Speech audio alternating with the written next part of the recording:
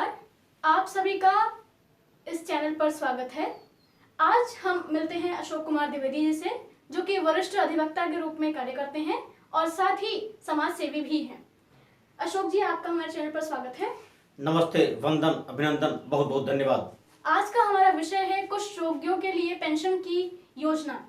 तो अशोक जी, आपसे हम पूछना चाहेंगे कि क्या जो हमारे कुष्ठ रोगी बंधु हैं उनके लिए कोई पेंशन की योजना सरकार द्वारा बनाई गई है? बहुत अच्छा सवाल आपने किया है। जब हम अपने कुष्ठ बाधित बंधुओं की बात करते हैं तो वो तस्वीर उभर कर सामने आती है जिसमें कुष्ठ रोग से प्रभावित होने पर परिवार के लोगों के साथ समाज के अन्य लोग भी इस तरह व्यवहार करते हैं जैसे कि वो दुनिया का आदमी ही नहीं है। बिल्कुल। घर से अलग कर देना, छुआछूत रखना। तो पहली बात तो ये जो घृणा की भावना मन में आती है इसको लोगों को दूर कर देना चाहिए, क्योंकि जो कुष्ठ रोग है, जैसे आपका मलेरिया हो जाता है और रोग हो जाता है फ्लू, उसी तरह से यह भी एक सर्वरोग टाइप का है। तो इसमें इतना छुआछूत से घबराने की जरूरत नहीं है और ना ही आनुवंशिक ही होता है कि बाबा दादा के जमाने से होता चला या इसलिए हो जाएगा। ये सब बातों को देखते हुए RPWD एक्ट 2016 जब आया और इसके पहले भी जो अधिनियम था उसमें भी जो कुष्ठ बाधित हैं उनको भी एक दिव्यांग की श्रेणी में रखा गया। और इसके लिए सरकार ने एक विशेष योजना चलाई ताकि वे भी आत्मनिर्भर हो सकें, वे भी सामान्य रूप से उनके खर्चे होते हैं उस खर्चे की पूर्ति उनकी हो सके। इसलिए जो पेंशन का नाम दिया गया योजना का कुष्ठावस्था पेंशन योजना, और यह योजना उत्तर प्रदेश में लागू है। हम आपसे ये पूछना चाहेंगे कि इसकी पात्रता क्या क्या है?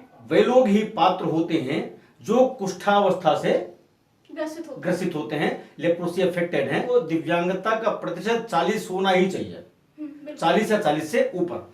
लेकिन जो उत्तर प्रदेश में कुष्ठावस्था पेंशन है उसके लिए ये जो 40% की सीमा है यह मायने नहीं रखती है। सिर्फ इतना ही है कि अगर मेडिकल बोर्ड ने या संबंधित डॉक्टर ने ऐसा लिख दिया है कि हाँ वो कुष्ठ रोगी दिव्यांग हैं या लेप्रोसी अफेक्टेड दिव्यांग है, तो इतना ही काफी है और ये उनकी पात्रता होती है। तो इसके लिए कुछ कागजात भी चाहिए होंगे उन्हें?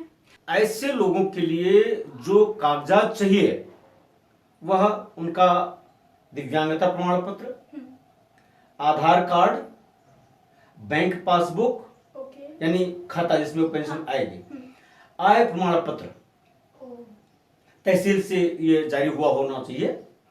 और आयु के लिए उनका अगर पढ़े लिखे हैं तो अंक पत्र जैसे हाई स्कूल की मार्कशीट वगैरह में लिखा रहता है तो वो मान्य हो जाती है। और अगर अनपढ़ हैं तो जो गांव में कुटुंब रजिस्टर होता है उसका काम हो सकता है।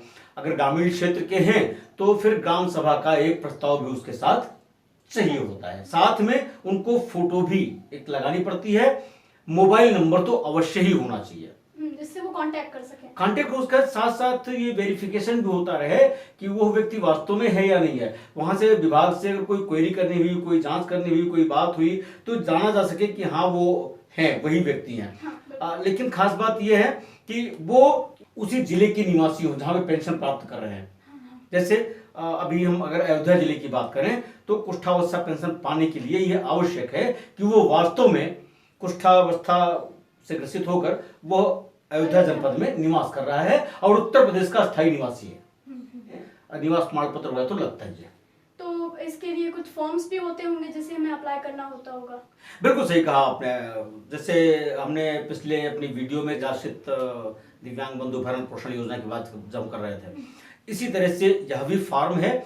और जो हमारे दिव्यांगजन बंधु हैं ऐसे कुष्ठ बाधित जो लेप्रोसी अफेक्टेड है उनके लिए यह है, पोर्टल का नाम मैं बता दे रहा हूं, जो स्क्रीन हमारी चल रही है वो नीचे भी दिखाई दे रहा है, sspi-up.gov.in ये पोर्टल है। इस पोर्टल पर जाकर ऑनलाइन आवेदन करना है और उसके बाद जो वेरिफिकेशन की प्रक्रिया फिर विभाग का काम हो जाता है वो अपना करके और तब आपके खाते में ऑनलाइन पेंशन चली जाएगी। कारण क्योंकि भ्रष्टाचार एक घुन है, ये पूरे देश को खाया जा रहा है, आम जनमानस को खाया जा रहा है और दोष एक दूसरे पर मढ़ते हैं। बिल्कुल। जबकि कहीं ना कहीं पूरे समाज के लोग इसके लिए जिम्मेदार हैं। हाँ। और भ्रष्टाचार की हम बात करें, ठीक है, आदरणीय प्रधानमंत्री मोदी जी के नेतृत्व में, योगी जी के उसमें कुछ कमी आई है, लेकिन अभी भी भ्रष्टाचार इस सीमा तक है कि मैं उसे शब्दों में कहना उचित नहीं समझता। बिल्कुल, इशारा काफी है। तो आज का हमारा वीडियो यहीं तक। आज हमारी वीडियो में ये पता चला कि कुष्ठ बाधित जो बंधु हैं उनके लिए पेंशन की सरकार ने क्या व्यवस्थाएं की हैं, इसकी पात्रता क्या क्या है और उसको अप्लाई कैसे करते हैं। यदि इस चैनल पर आप नए हैं तो कृपया आपसे अनुरोध है कि आप सब्सक्राइब बटन दबाएं और नोटिफिकेशन बेल भी दबाएं, जिससे कि चैनल पर जो भी वीडियोस अपलोड हो उसकी नोटिफिकेशंस आपको मिलती रहें। अशोक जी, आपका बहुत बहुत धन्यवाद हमारे चैनल पर आने के लिए। आभार, आपने हमें अवसर दिया। नमस्ते, वंदे मातरम। धन्यवाद।